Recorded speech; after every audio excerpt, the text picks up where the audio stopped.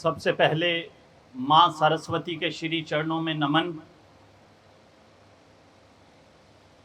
भारतीय परंपरा के अनुसार चिकित्सक माने जाने वाले भगवान धन्वंतरी के श्री चरणों में नमन और आदरणीय मंच तथा मंच के समक्ष विराजमान प्रत्येक व्यक्ति को ईश्वर स्वरूप मानते हुए नमन प्रणाम। रक्त, लहू, ब्लड, खून, ये ऐसे शब्द हैं जिनके आधार पर न सिर्फ स्वास्थ्य का निर्धारण किया जाता है, इसके अतिरिक्त हमारे सामाजिक संबंधों को भी देखा जाता है। अक्सर हम कहते हैं कि ये व्यक्ति हमारा रक्त संबंधी है, तो रक्त के सामाजिक परिप्रेक्ष्य भी हैं और स्वास्थ्य संबंधी महत्व भी हैं। मैं जिक्र करना चाहूँगा कुछ समय पहले की दो घटनाओं का। मेरे एक मित्र के परिचित थे, उन्हें जब दुर्घटना का सामना करना पड़ा और जैसे ही उनको अस्पताल लेकर आए तो डॉक्टर साहब ने कहा कि इन्हें तुरंत गंगानगर ले जाइए क्योंकि सूरतगढ़ में रक्त की व्यवस्था नहीं है। उन्हें तत्काल ही गंगानगर ले जाना पड़ा। मुझे अच्छी तरह से ध्यान है कि मेरे मित्र की बहन की डिलीवरी थी और अचानक इस बात की आवश्यकता पड़ी कि इसे रक्त चढ़ाना पड़ेगा, तो हमने एक ड्राइवर और जो ब्लड सैंपल होता है वो लेकर और ड्राइवर को रवाना किया। ड्राइवर भी हमारे ही मित्र थे, लेकिन वो बहुत ही कुशल ड्राइवर थे। उनको भेजा गया और वो जिस तेज गति से गए और वापस लौटे, मैं उसकी शब्दों में व्याख्या नहीं कर सकता। लेकिन ये वो दिक्कतें थी जो सूरतगढ़ की जनता महसूस करती थी। लेकिन फिर एक शुभ दिन आया और वो शुभ दिन था 14 दिसंबर 2016 का, जबकि सूरतगढ़ में मैत्री ब्लड बैंक की स्थापना हुई।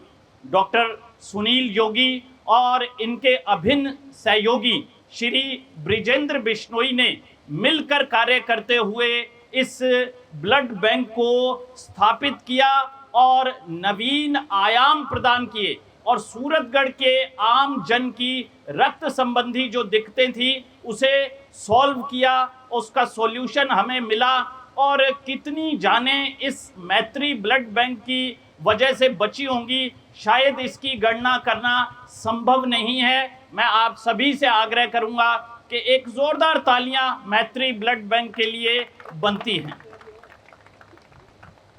अब बात आती है कि जैसा कि अभी जिक्र भी हो रहा था कि इस तरह से संरक्षक मंडल और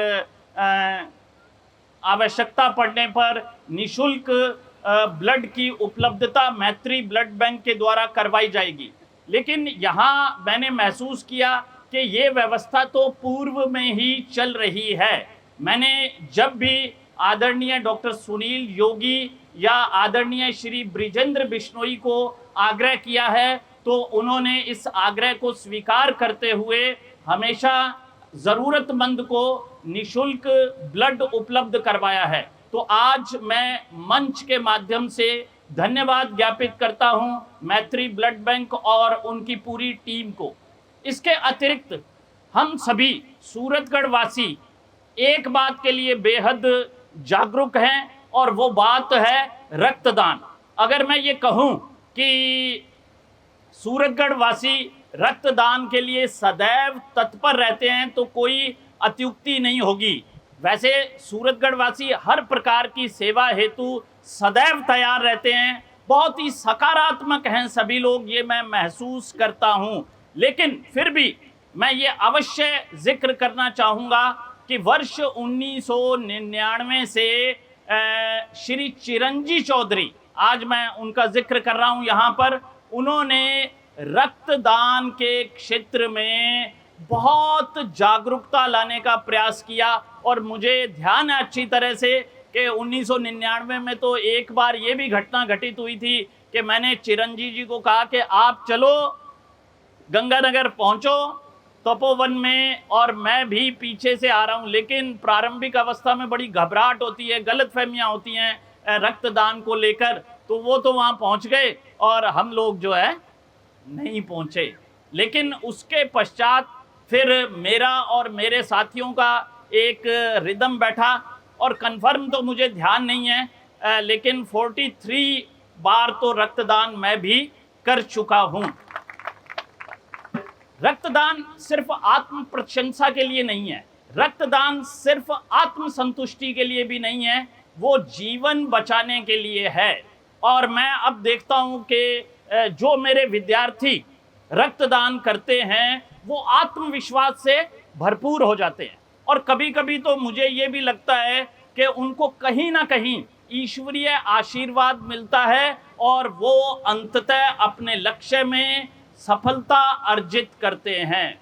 तो रक्तदान को लेकर तो बहुत सारी बातें कही जा सकती हैं, चर्चाएं हो सकती हैं, लेकिन एक बार यहाँ उपस्थित सभी सूरतगढ़ के चिकित्सकों को मैं प्रणाम करता हूँ, जो कि बहुत ही समर्पित भाव से अपने कार्य को कर रहे हैं। मैत्री ब्लड बैंक की टीम को प्रणाम करता हूँ, जिन्होंने हमें एक फैसिलिटी उपलब्ध करवाई है, और जो रक्तदाता आज उपस्थित हैं उन्हें भी ढेर सारी शुभकामनाएं हैं। तो हम सभी लोग मैत्री ब्लड बैंक के लिए सदैव तत्पर हैं, क्योंकि ये वास्तव में मैत्री संस्थान का नहीं बल्कि हम सब का ब्लड बैंक है, ये कहने में मुझे कोई अत्युक्ति नहीं है। और मैं अपेक्षा भी करूंगा कि मैत्री संस्थान सदैव इसी समर्पित भाव से कार्य करता रहेगा। तो एक बार पुनः माँ सरस्वती और भगवान धन्वंतरी को प्रणाम, और आप सभी लोगों को ईश्वर का अंश मानते हुए नमन, प्रणाम। जय हिंद, जय भारत, जय राजस्थान।